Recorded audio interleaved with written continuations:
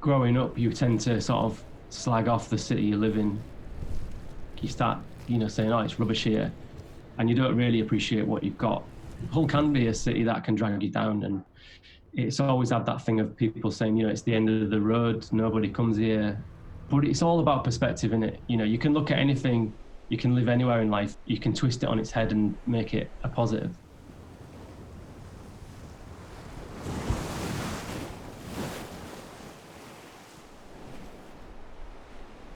Being from Hull and like going away to uni was where like I kind of developed this like real strong relationship with water and photographing it. That kind of put me onto this thing of like, why do I like that so much? With like Hull having such like a deep fishing heritage, and it just seems like it's kind of based a lot around that with the port and stuff.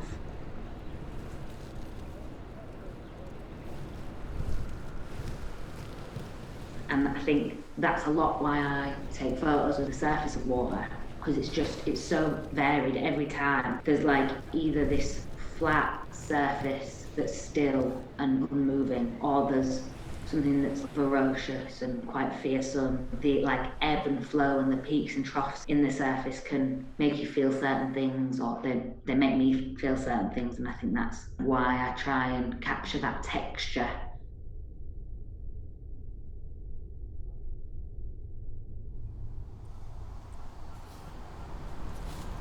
For me, going out and drawing from life, or even just going out for a walk and using that to inform my work, I guess it's like the closest I get to mindfulness.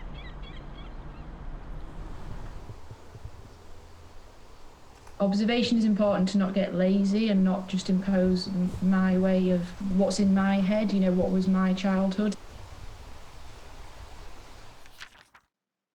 It's really little things, it's quite nerdy, but it's like different people have different prams or different ways of carrying their shopping, and I want children reading my books to see themselves but see their world. It's like trying to remember books should be for everyone, everyone should see themselves in it.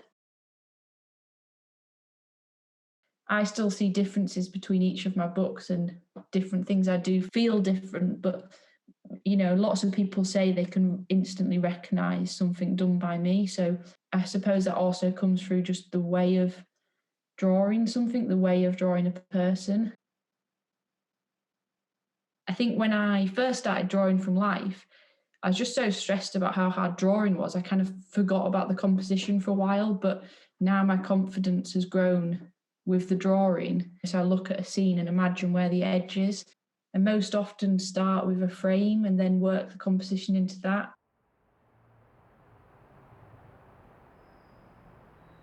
The running theme through a lot of what I do is people.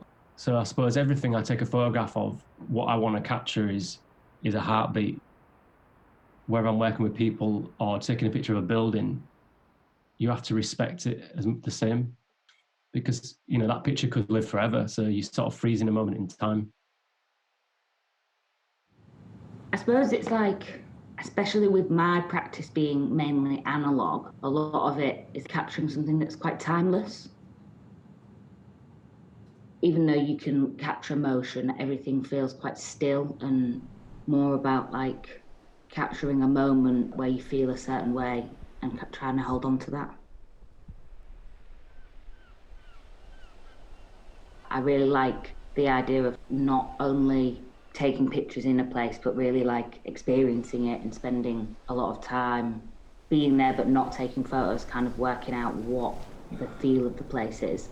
So that's been really nice to kind of have that re-cemented in the place where I'm from.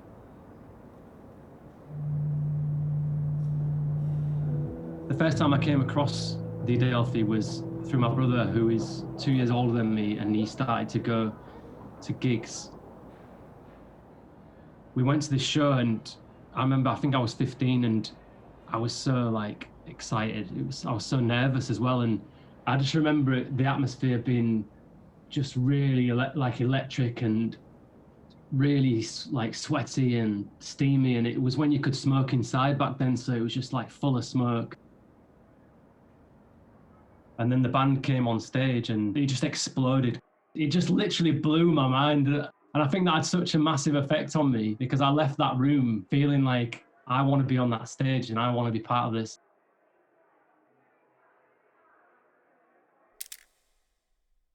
This photograph is really special to me because it's a photograph of my band Life.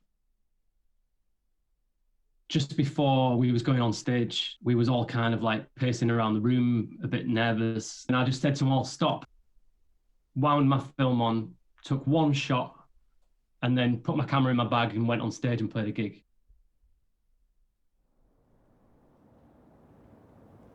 I was born on Hessel Road and I grew up on Wellstead Street. I lived in about 4 or 5 different houses up Hessel Road. So that's really where my family was from and where I grew up. I lost both of my parents to cancer about 5 and 6 years ago. I find that even now if I go to Hessel Road, people talk to me or recognise me, and a lot of those people I don't know, but they know me through my dad or, my mum. It's quite nice, that feeling of their memory sort of lives on. They're sort of looking out for me in a way. This is waiting for a ferry going to maybe the Isle of Skye or somewhere in the Highlands. For me, I try to take every opportunity to draw, like even something really mundane.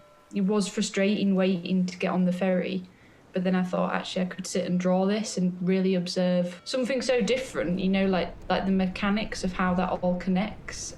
This sketch for me was about the fact that when are you next going to get the chance to like show all these weird railings, and when do you next get to see that?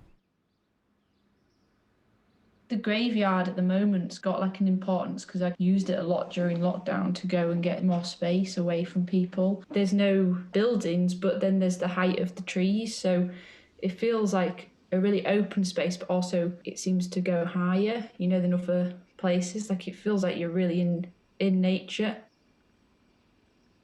I guess when I was younger, the idea of going to a cemetery for a walk wouldn't have appealed at all because I'd have thought it was really morbid. I guess because I'm always making stories of people as well, I think it's nice to just look at all these different names and people and think about people's lives and like what they might have done.